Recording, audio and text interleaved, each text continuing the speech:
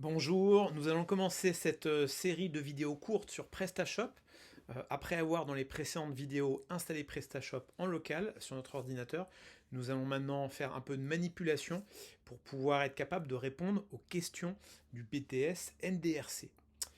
Donc la dernière fois sur ce document, moi j'avais tout simplement copié-collé l'URL de mon site après l'installation. Donc ça me renvoie ici. Maintenant, on va directement commencer par la première question. On nous demande, dans la catégorie navigation, d'utiliser les onglets back-office et front-office. Alors qu'est-ce que ça veut dire? Le back-office, c'est la partie à l'arrière, la partie que les clients ne voient pas. C'est là où on travaille. Ici, la partie administrative, avec le tableau de bord. C'est ici qu'on peut rajouter des produits, travailler le SEO. C'est la partie que les internautes ne voient pas.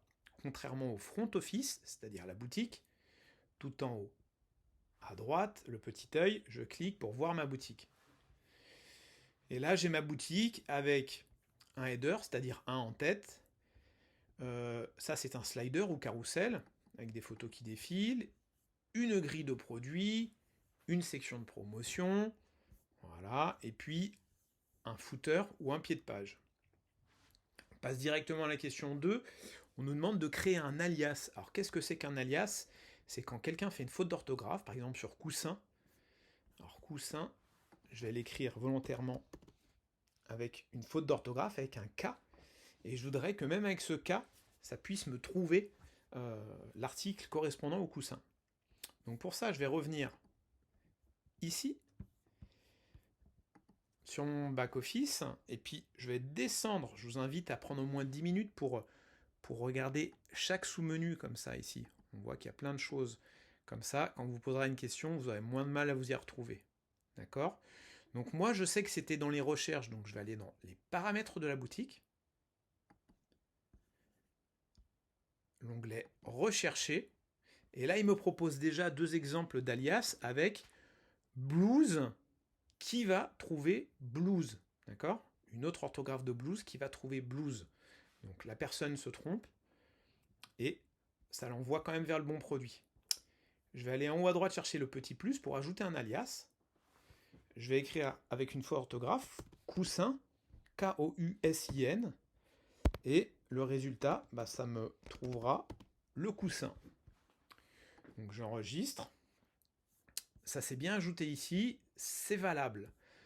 Je retourne sur le site, et ici, je vais peut-être le rafraîchir d'ailleurs. Je vais taper coussin, avec un K-O-U-S-I-N, et il me trouve bien le coussin. Voilà pour ma première partie. Après ça, on passera au SEO. On nous demandera de renseigner un mot-clé et une métadescription et une balise titre. Alors, pour ça, je retourne dans mon back-office et j'irai dans mon catalogue chercher un produit. Je vais choisir le mug Today's a Good Day. Et je vois qu'il y a un onglet référencement SEO. D'accord? Alors ce que je vais faire, c'est que je vais copier-coller la description. Hop. Référencement SEO. Et donc là, je vais mettre mug Today is a good day. Ça, c'est le titre.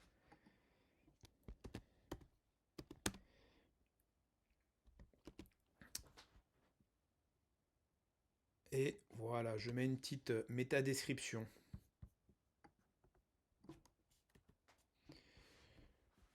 Et j'enregistre et je publie.